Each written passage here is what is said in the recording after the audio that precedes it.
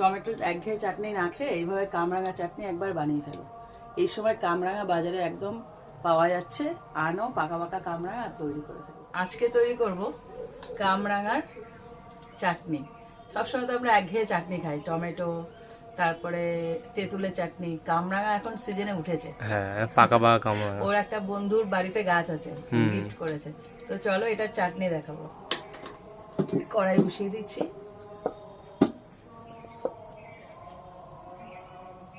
দিয়েছি সাদা তেল, একদম অল্প। তেলটা গরম হয়ে গেছে, দিয়েছি একটা গোটা শুকনো লঙ্কা আর সর্ষে, এটা ফোড়ন হিসাবে দিলাম। হালকা একটু ভেজে নেবো, ফোড়নটা একটু ভেজে নিয়েছি। এবার কামরাঙাগুলো দিয়ে দেবো। কামরাঙাগুলো দেখো এরকম পাতলা পাতলা করে কেটেছি, পুরো দেখতে হচ্ছে স্টার। হ্যাঁ কি সুন্দর।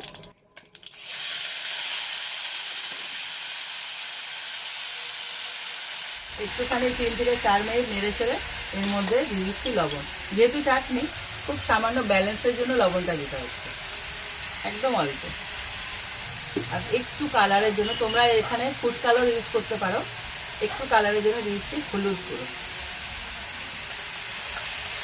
এবার এটাকে ভালো করে নেড়ে দেবো। লবণ আর হলুদটা দেওয়ার পর একটু নেড়ে চেড়ে নিলাম। আর যেহেতু এটা একটু শক্ত ধরনের একটা ফল, তার জন্য একটু জল দিতে হবে সেদ্ধ হওয়ার জন্য, অল্প। এটাকে পুরোপুরি সেদ্ধ করে নেব, তারপরে চিনি দেবো। চিনি দিলে না এরকম তাকিয়ে থাকবে, আর সেদ্ধ হবে না, মানে যে মজে যাওয়া ব্যাপারটা সেটা আর হবে না। তাই জন্য আগে থেকে একটু পুরো সেদ্ধ করে নিই, তারপরে মিষ্টি দিতে হবে। দেখো পুরোপুরি সেদ্ধ হয়ে গেছে, এরকম খুন্তি দিয়ে চেপে দিলে বুঝতে পারবো যে পুরোপুরি সেদ্ধ হয়ে গেছে। ঠিক এই সময় দিয়ে দিচ্ছি কিশমিশ,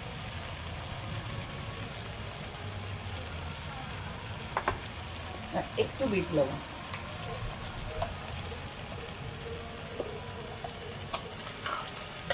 এটা দিয়ে একটুখানি নেড়ে দেবো। এইটা দেবো চিনি। ধোয়া হচ্ছে চিনি বাসনা পরিমাণ, যেহেতু এটা পাকা কামরাঙা তাই একটু মিষ্টি আছে, চিনিটা অত বেশি লাগবে না। এবার যদি বেশি মিষ্টি খাও সেই অনুযায়ী বেশি দিতেই পারো, কারণ এটা টক ভাবটা অনেকটাই কম, পাকা কামরাঙা দিয়ে করছি তার জন্য। এবার চিনিটা দেওয়ার পর নাড়িয়ে দেবো। এখানে এক ফোঁটাও জল দেবে না, দেখবে এটা চিনিটা দেওয়ার পর না একটা হালকা জল ছাড়া। দেখো কামরাঙা চাটনিটা তৈরি হয়ে গেল। আর এই যে জল জল যে ব্যাপারটা, এটা পুরোপুরি চিনিতে এসছে, এখানে এক্সট্রা কোনো জল নেই। সিদ্ধ করার জন্য জল দেবে, কিন্তু এক্সট্রা জল দেওয়ার দরকার নেই। এটা তৈরি হয়ে গেছে, এবার নামিয়ে ফেলবে।